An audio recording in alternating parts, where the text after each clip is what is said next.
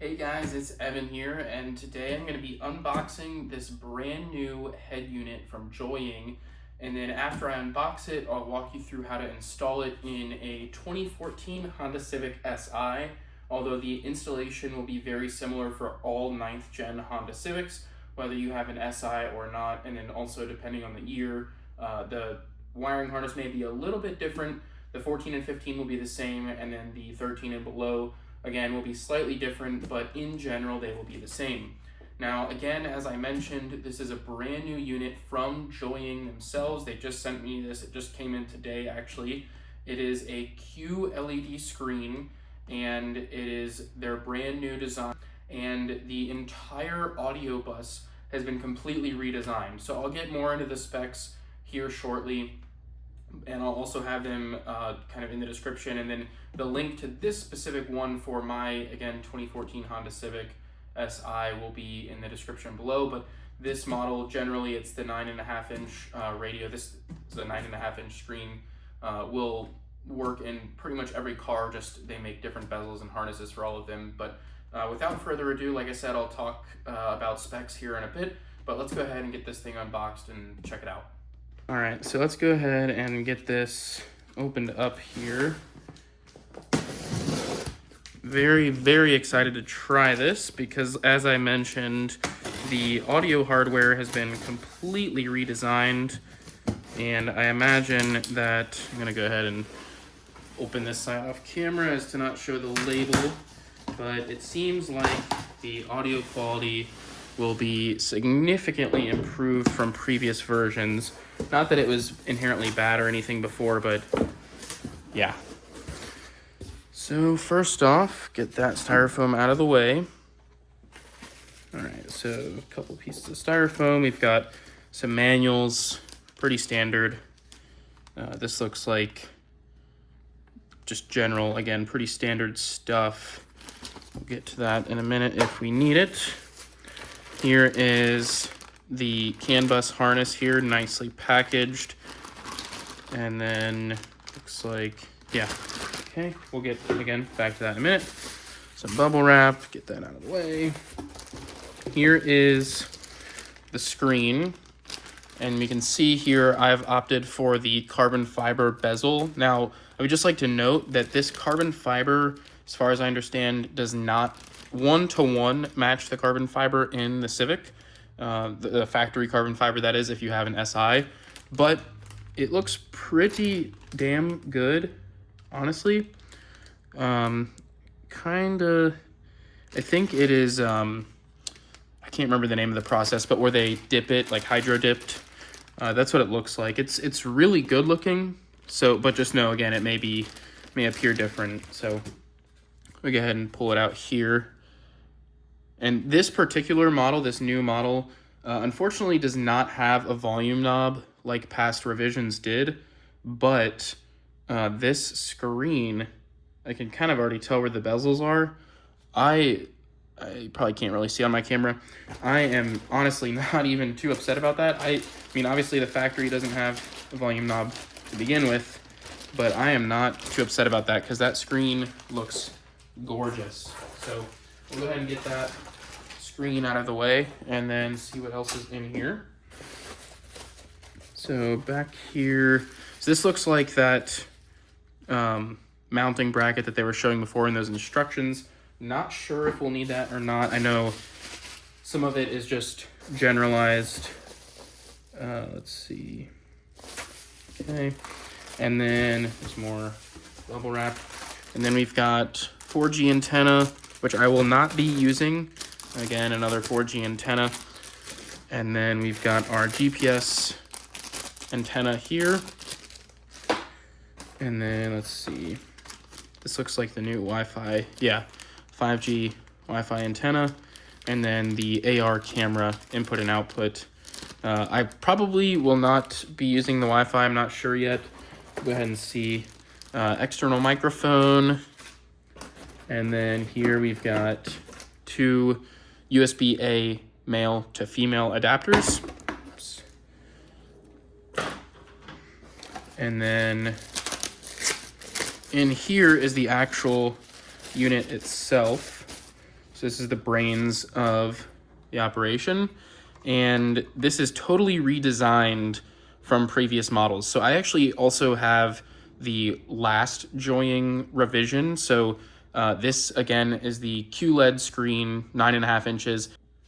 Another thing I wanted to cover real quick is the CAN bus harness. Before we get into the car, I just show you here. So this is the manual that came within it, and it's actually very nice. The previous unit did not come with this. They just emailed it to me, but it looks like now they're actually including this in the unit itself, and it's got all the instructions for properly configuring the harness, because there are some settings that you have to do. And then I'll just go ahead and show the harness itself. So let's see here. So this, oops, a little twisted. So this piece right here is for our subwoofer. So this will plug into the car factory one. And then we've got these two USB connectors. So these plug into the factory ends, and then these plug into the USBs on the back of the head unit.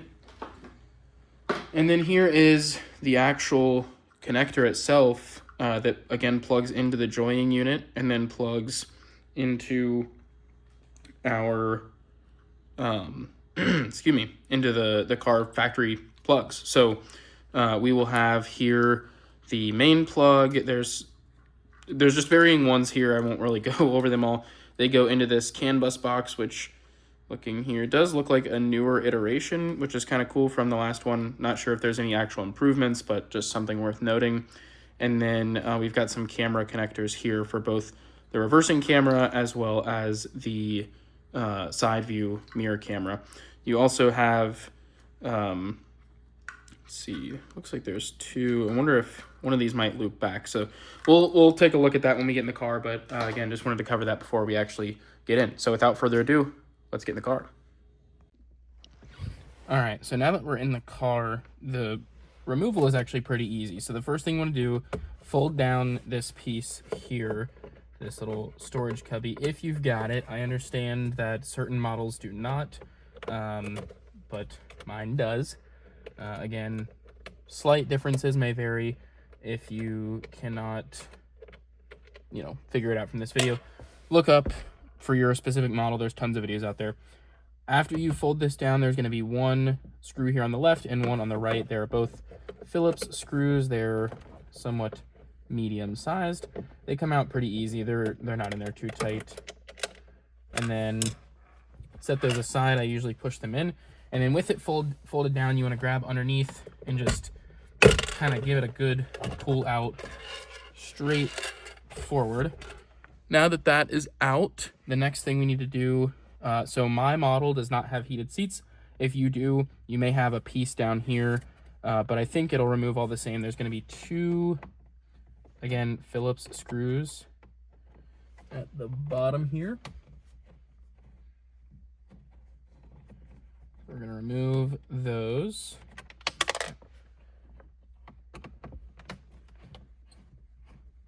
Again, one on the left, one on the right. They come out pretty easy.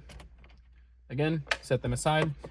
And then after that, the slightly harder part, especially if you've never done it, is up under and behind here. There are two bolts, and I cannot remember the size of them, so I'm going to go ahead and check right now and then grab my wrench, and we will remove those. All right, so I just double checked. They are both 8mm bolts. So again, they're sitting vertically like this. So if you're not familiar with it, you can just kind of reach back up. One is on the left, and usually, like mine, yeah, I will need the actual wrench to break them free. The first one is going to be lined up right around where the dial here is. And so again, you just want to go up in, and then really once you loosen it that first time, it'll come pretty quick. I remember the first time I removed them, it was a little bit difficult just because, for one, I couldn't easily spot it, but then also it was pretty tight from the factory. So now I'm just using my hand with the extended socket to remove it. An extended or longer socket or a slight socket extension will be your friend here. All right, first one's out. Just because there is a bar under there, it does make it a little bit more difficult to get to with a normal socket. So, all right, well, I'm gonna get these out and then we can get back to it. All right, so now I've got both of those bolts out, and what we wanna do is just reach underneath here and kind of pull a little bit, and then slowly work your way around and pop it out. And then I put my knees up in the seat. I don't know if you can see it here. And then usually what I'll do, I'll pull it out of gear. Make sure your parking brake is on. And then you want to kind of shimmy it. You know, you got to kind of work it out a little bit. And then eventually you'll be able to unplug the HVAC controls as well as the emergency flasher button. And then once that's out, it's real easy to drop back here and unplug all of these. I won't go over how to remove these plugs, but you do need to remove all of them. Most of them are pretty self-explanatory. You just squeeze a little piece and then it will pop out. The only one that is not is the big 40 or something pin connector. That one takes a little bit of finesse. You have to push down on the inner tab and then unlock it, and then it will come out. Set that aside carefully, do not break it. And then now we can see the big hole where our joying radio will go. All right, so first off, I would like to call out, I'm not sure if this is going to work or not, but this is the harness that Joying sent me. And you'll notice there's no RCAs here, and it actually uses, you can see here, and then going into the back of the actual main harness of the car, it uses the presumably amplified outputs from the new unit. Now, I don't know if it's doing any sort of internal switching, in which case this is fine, but if not, then I will just need to reuse the old one here, which we can see has the RCAs needed. Because my car has a factory amplifier, so I don't want any sort of amplified output, but I'm guessing that they might have just accidentally sent the wrong one. Or again, I don't know, maybe this unit is doing some sort of internal switching. That's usually not a thing, but again, I don't know. All right, so the first thing I'm gonna swap is, I'm just gonna take a couple things off, actually. I'm not even gonna really swap much. So take the screws out for the switch to the flashers. Make sure you keep the appropriate screws with their appropriate thing, just because the screws are different sizes. I actually, embarrassingly, did lose one of the screws to my vent, and I actually had to use a slightly different screw. It's a little bit longer, which is why there's two washers on there. I know, don't shoot me. It's pretty terrible. It works. So someday, yes, I will get the correct screw. I accidentally lost it, dropped it, never to be seen again. You guys know how it is. So 3 screws to take out the vent. Again, keep the screws with it. Just set it aside. And now we need to take out both the climate control panel right here, as well as this lower bezel portion. So I'm gonna do the actual panel first. It is 4 screws, 1 in each corner. I hope this view is fine. I'm trying this, and I've not made a video in a while, so I do apologize. But let's speed up and jump ahead here.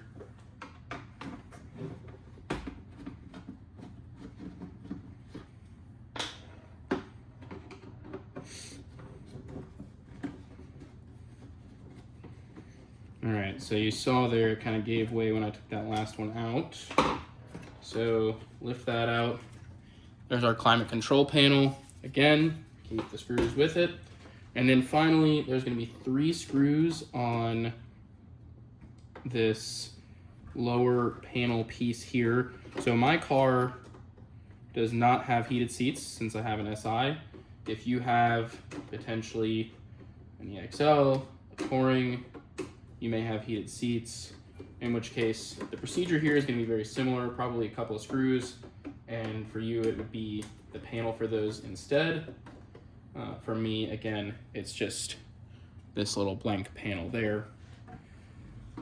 And that's most of what we need to swap. So let's go ahead and flip our screen around here. Let's do so carefully as to not get anything on it.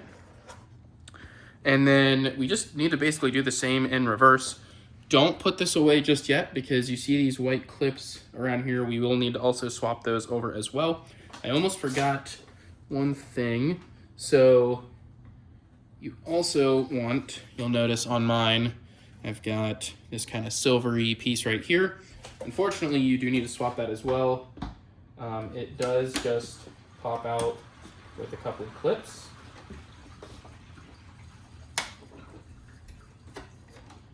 And it's got a little bit of tape behind it, but there's that. So let's set that aside right now. I'm gonna actually put this piece on first to our new unit, just since it's gotta kind of click in behind there.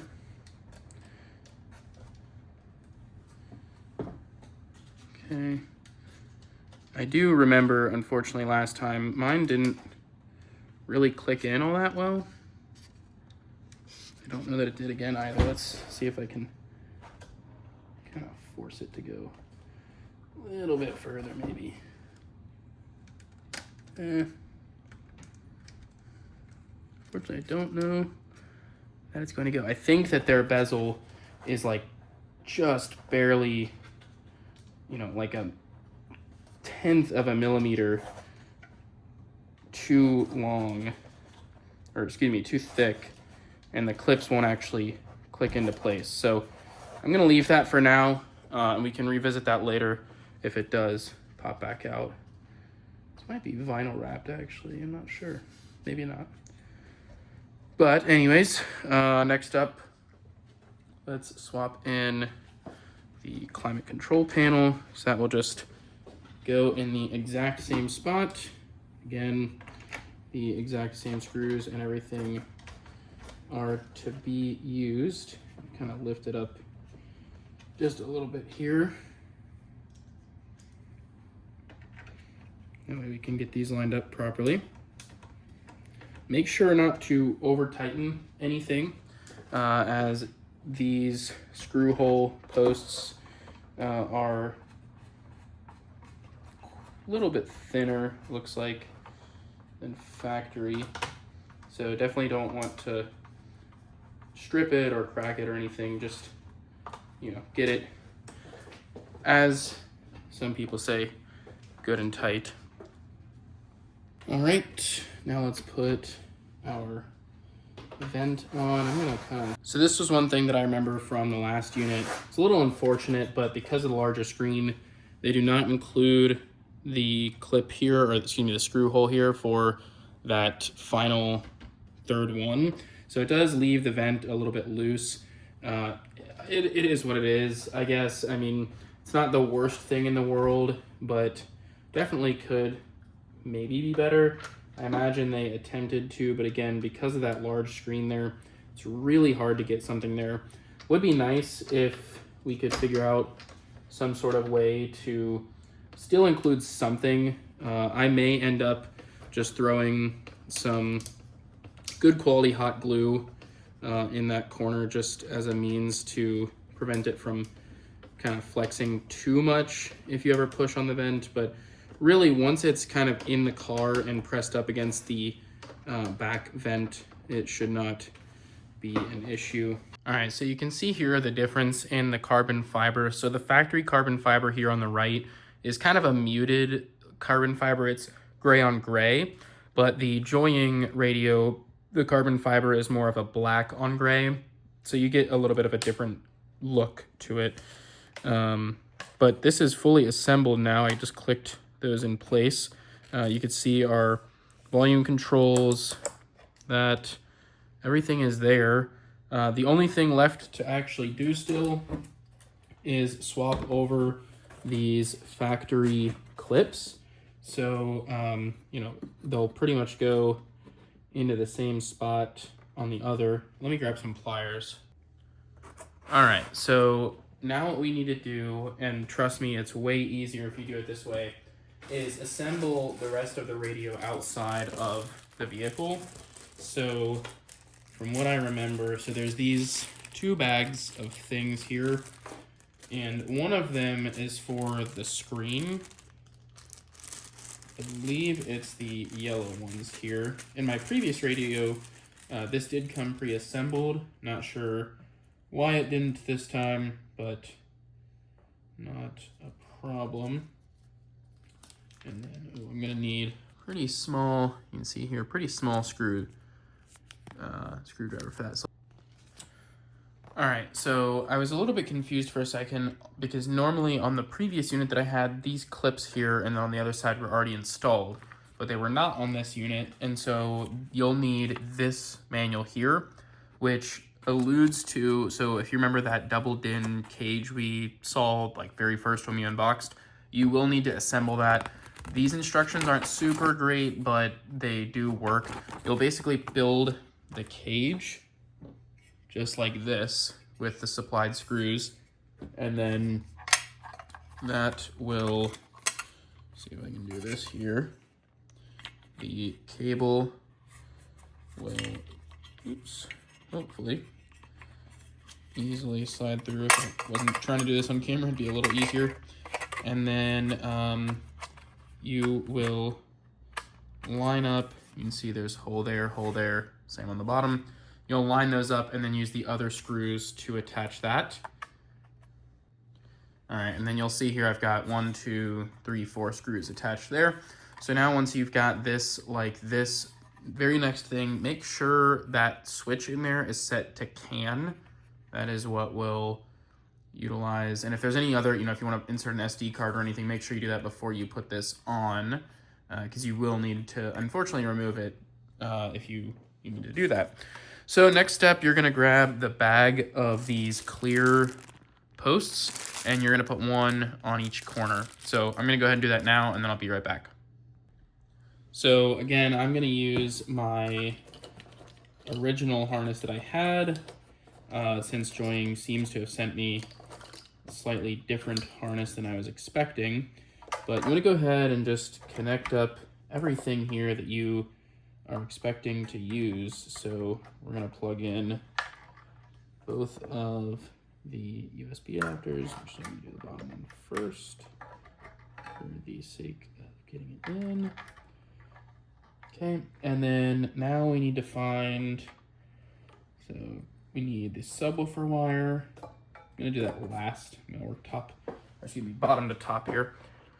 So we've got right rear. We're gonna take all these caps off for the ones that we need. We do not have a center, but we do want that video input. So we're gonna go ahead, make sure these wires kind of stay a little bit organized here as much as we can. And then for the wires here for the actual audio, I don't really remember what's what since they're not labeled. So what I will do is I'll connect them up right now. And then when we're actually in the car, I'll go into the equalizer and fade the sound around. And then if I guessed incorrectly, then I'll just swap them. And then make sure you connect your video input because that's gonna be for the camera. And then for now, I guess we will need these other antenna. So because we actually do need the Wi-Fi to utilize for wireless CarPlay. I may actually stick with wired. We will see. I personally prefer the wired CarPlay experience. And let's see. There is an antenna. There is an antenna for Bluetooth, but we did not receive any other Bluetooth antennae.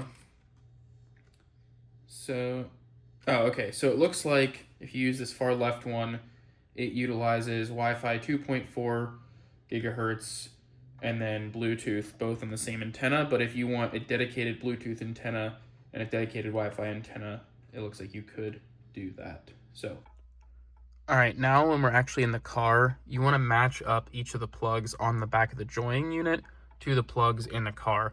You'll use every single one except for the factory HDMI if your car is equipped with it, but all the other plugs should be used. All right, so the unit is in. I don't have it all like clipped in all the way around. I was just testing it, but so far so good. I had a couple of issues at first, mostly with like the. See, it's kind of doing it again. I don't know what there. The right camera is being a little finicky. Not really sure why. You can see it like it'll come up for a sec. Okay, there it is. So I'll have to see what's up with that because obviously there. See, it did it again. So I'll have to see what's up with that. I'll probably email Joying, but it would not come up at all before, despite having the correct settings.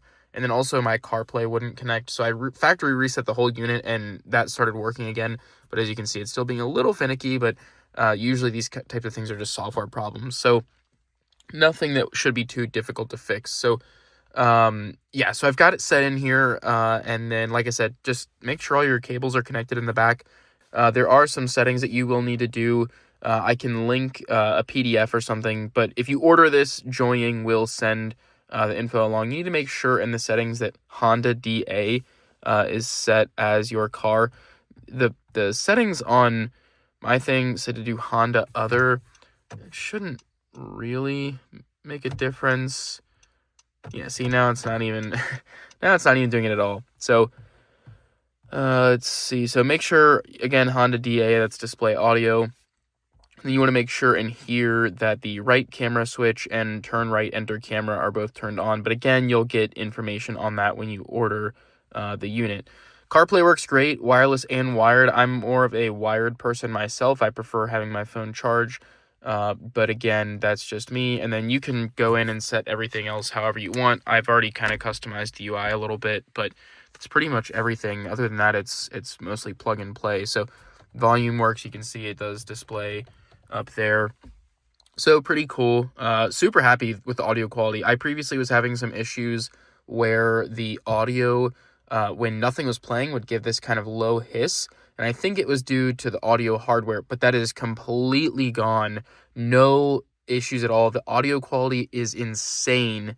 I can't play anything, unfortunately, due to copyright reasons, but the audio quality really is insane. I mean, you can see I've got it up, and I guess, well, don't want to really turn on the radio, but I can turn it up a little bit. You can't hear anything. I hear the fan kind of running a little bit, but I think when you turn it up past 9 or 10, it kicks on. But what I'm going to do is I'm going to give a week trial of it, see how it works. The screen is gorgeous. It works great. CarPlay is awesome. The resolution is great. The blacks are like really good. If I swipe down here, you can see like it's super deep blacks.